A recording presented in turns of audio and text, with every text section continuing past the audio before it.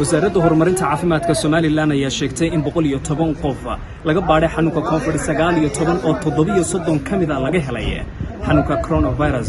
wasiirka wasaaradda caafimaadka Soomaaliland Dr.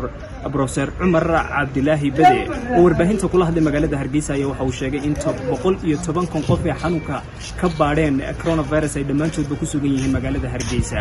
waxaanu tilmaamay in tirada ilaa hadda ay u diiwaan geliyeen xanuunka coronavirus ay dheeyihiin 168 qof oo 3 kamid ah xanuunkan hadda ay u geeriyoodeen.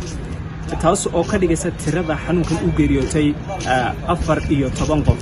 dhinaca kale wasiirka oo warbaahinta wax ka weydiisay in mishiinka lagu baaro xanuunka coronavirus in cilada ku timid ayaa waxa uu sheegay in haba yaraato wax cilada aanu ku iman isla markaasina ay soo gaarsiiyeen muddadii lagu guda jiray toddobaadkan dadka laga baarayo xanuunka coronavirus. Soo dhameysay maanaan shaacinin oo israacinay 3 cisho la dhaafay dadka laga qaaday muxuu ahaa xanuunka laga tijaabiyo 110 qof oo dhamaantood magaalada Hargeysa ku sugan sababtoo waxaan ugu talagalay inaan hadba tirooyinka marra dhameeyno caasimadda marra gobolada aan hormar israacino. dadka marka la eego waxa xanuunka laga helay 730 qof oo macnaheedu tahay boqolkiiba 430 qof ayaa xanuunka laga helay.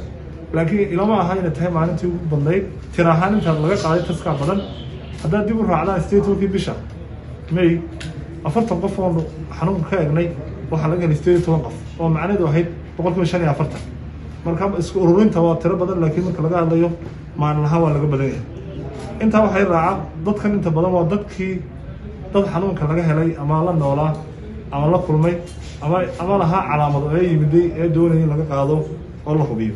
taabacneedu waxa weeye 730 qofba wali ma oran karno dadka si random ama si muxuu ahaa ayaa looga qaaday meelo kala duwan laakiin wadada inta badan ama tixraaciya dabagalkeenu ku helay ama wadada iyaga laftooda calaamado laga helay. laakiin taabacneedu waxa weeye mar haddii 110 qof oo laga qaaday oo 430 laga helay waa tiro badan oo u baahan inaynu fahamno inay tahay khatar aad badan in jira. dhimashada waa 3 qof 2 qof oo kamid ah ayaa kamid ah 110 qofna waxa weeye dadkii hore ku jiray asbitaalka daryeel. dhamaantood waxaan leenahay inna lillahi wa inna ilayhi raaji'uun.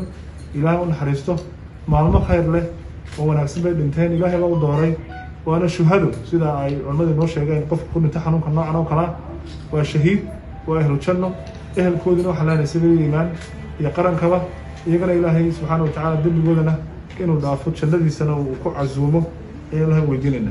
waxa kale oo jira dadka 3 qof ee dhintay waxa ku jira qof da'yar oo 24 jir arrintaas oo muujinaysa xanuunku inaanu kaliya ku ekeen dhimashadiisa dadka waaweyn laakiin dadka yarna ay ku dhici karto.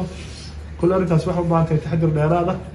taas sanduuqa la sameeyna 500 kun lagu shubay markii sanduuqa la sameeyay milyan lagu daray oo ahaa milyan iyo bad iyo 2 sanduuq oo kale mid uu yahay miskiin kalkaalo dadka saameynta xanuunkan uu ku yeeshay ee dadkii ahaa shaqaalaha hoose ee noloshooda ay ku xidhneed ama iskuulada oo macallimiinta ahaa ama ku hor iibinaya waxa noqdaan ama ha noqdaan dadkii ka shaqeynaya dhismaha ama intaas oo kale oo qaybooda bulshada oo xanuunkan saameeyna sanduuq loo sameeyay iyo ka saddexaad oo sanduuq loogu talagalay in dadka ay meheradu ka kacaan oo xanuunkan saameeyo lafteeda loogu talagalay in hadhow laga caawiyo ka soo kabashada ee dhibaatada xanuunkan. marka halka wax dareemaysa qaran ahaan talaabo weyn baynu qaadnay laakiin ma oranayno haddana waa la isku filan yahay waxa loo baahan yahay in anagu isku tashigaasi uu noo socdo. sixir saxiib wararka laanta afka Soomaaliga codka bariga Afrika magaalada Hargeysa.